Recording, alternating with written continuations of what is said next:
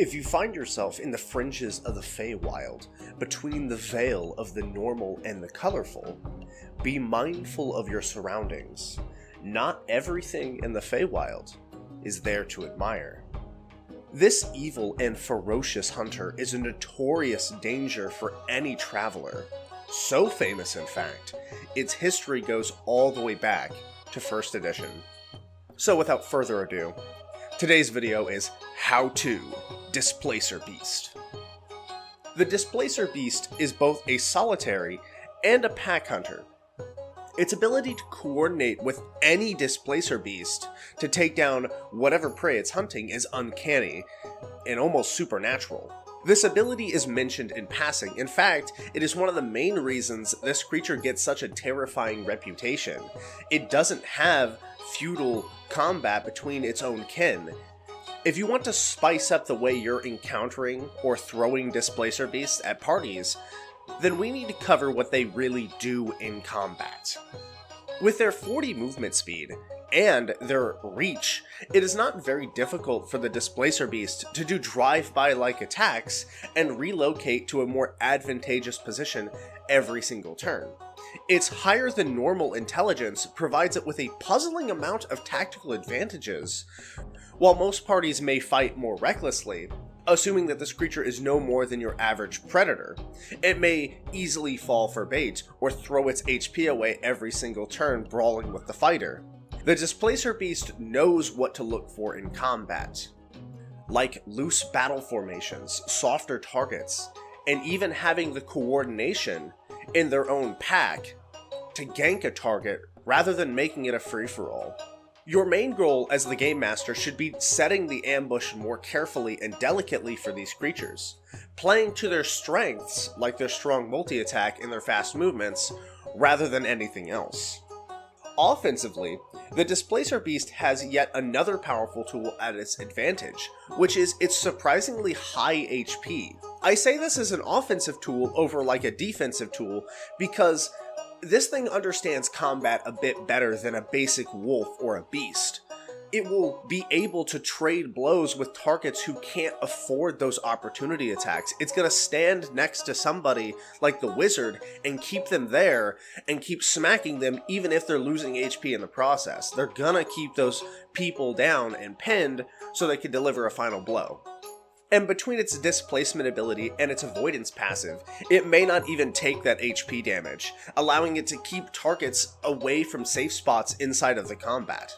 So obviously ambushes and the classics of combat are easy to cover, but you came here for more outside of the box ideas to spice everything up. My first recommendation is to make the combat multi-staged.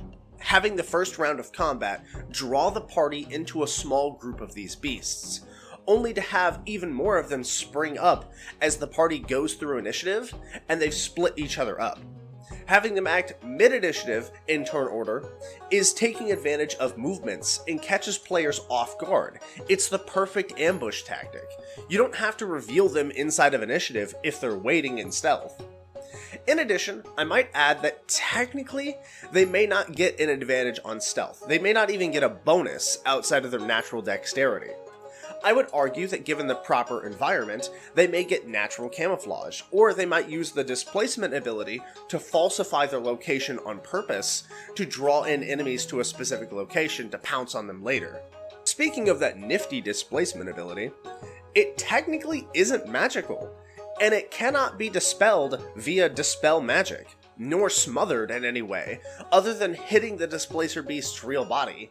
And unlike an illusion, it can't just be dispelled if you understand what it is. That's not how it works. Use this to your advantage and bait players into thinking it is magical. Describe the illusions as they are. Illusions. Make it clear that whatever effect the Displacer Beast is emitting is not natural, but never confirm or deny its lack of magical origin. They may actually end up spending a precious turn or even two using spell slots or arcana checks to disable or otherwise counter the effect, wasting their turn in the process. The Displacer Beast doesn't have to be the most evil thing on the table when there's an encounter. It can be you. A great lead-up is the terrain. For these ambushes, giving players something else to worry about always works wonders for settling in the fairness problem of many CR-based encounters.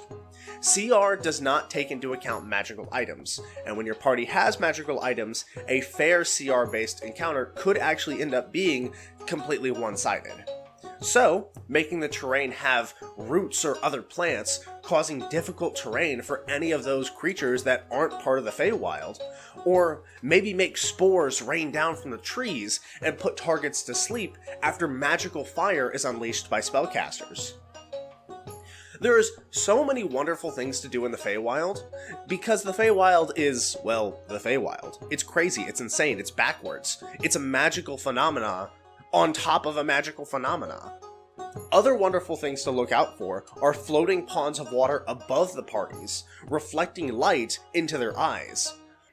Make rain that causes the party to be covered in rashes. Flowers that scream so loud the party can't properly hear themselves. Any outside advantage you can give to the Displacer beasts, just be aware that those bonuses could actually end up being a negative if they get caught up in that effect as well. 6 intelligence is a lot for a beast. They may be able to take advantage of it more quickly than the party, but 6 intelligence is still 6 intelligence, even if it's a lot for a beast. Another great thing about these creatures is that with a whopping 18 strength, they can pretty easily grab and carry away targets to either further dangerous mid-combat scenarios or drag them up trees or throw them off cliffs. With such a malice for the living, the Displacer Beast could be argued to kill downed PCs outright just to prove a point. In combat, there are a few things that take priority for many living creatures. The first is the lives of the hunters. How likely is this ambush going to work? If they can get it to work, how likely is it that most of them, or all of them, get out alive every single round of combat they start losing? Second is the prey itself. Can it fight back? Does it have magic? Do the Displacer Beasts know to fear magic more or less than swords? Third is the meal. The prey is food after all. And if they do down 1 or 2 members, do they just run off with what they have and feast together as a group after sprinting into the woods at 80 feet each turn? Lastly is the actual evil that makes up the minds of these creatures. Does killing the downed creature outright provide it with satisfaction, or is the fresh kill more important than actually confirming the last 3 points? Honestly, that's up to the combat itself and to interpretation. But I would almost say yes. They may even be smart enough to realize what healing is. Healing is a way to save the meal from being eaten, and what that means when trying to kill adventurers. They may put together that if they don't outright kill their target, they might not get the meal in the first place. Whether it's by malice or by intelligence that they are killing downed people on purpose is up to interpretation. I would say yes, but that's up to you. Another interesting idea is using them as mounts, and while technically they don't speak any true language nor understand any true language, it is possible, as all things in D&D are, to tame one. More often than not, you would have to jump the hurdle of them hating every single piece of life. And being so smart, they may actually be more difficult to train and trust than many other creatures. With their wisdom also being very good, they may actually take to long-term training very well. They can slowly start to understand how the reward system of breaking in an animal works, and that they will be able to hunt and remain evil while also being fed. I think it makes the most sense for them to be broken in like hunting dogs rather than mounts. They're able to track down specific targets for their masters and pounce on them swiftly after cornering them. Displacer beasts as war mounts or even just pets is a little less likely, but I never want to discourage a GM or a player from having a good time and using a monster as they see fit. So if you do use them as hunting animals or mounts, make sure that they're using their strongest traits to hunt, like their ability to get along with any Displacer beast, any, and tag team threats together.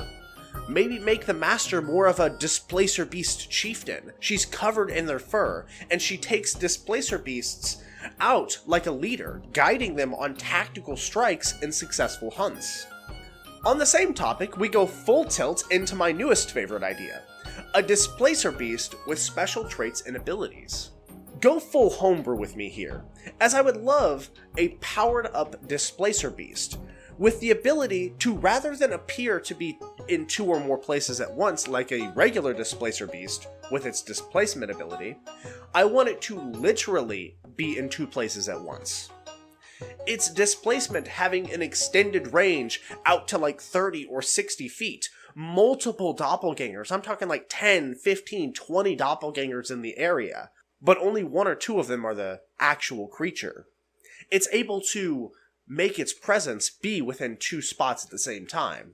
It may get a higher AC overall, as it's hard to hit it, but as a bonus action or a reaction, it could swap places with any of its illusion copies. Imagine how difficult this thing is going to be to fight if it's shifting around the battlefield constantly and you can't dispel magic, you can't understand what the illusion is, you just have to get lucky and hit it. Even AoE effects may not be able to stop this effect, because they have the avoidance feature, which is evasion. I like this boss battle idea very much, but I don't know what to rank that as CR, especially when you are able to attack twice, bonus action, flip to a new location without any trait or effect. And then if you do get hit, you can just use your reaction to blink away, and then everybody doesn't know where you are again. It's probably going to be an annoying fight, but it would be extremely hilarious. The Displacer Beast is such a cool monster. I could gab about this monster for another 30 minutes easy. But I'm trying to keep these videos within a certain time limit to make them more efficient. I may come around for a part 2 of how to Displacer Beast, but I hope these devious ideas help spice up your own combat. And I'm excited to hear how well your combats go in the future when using these wonderful and terrifying monsters.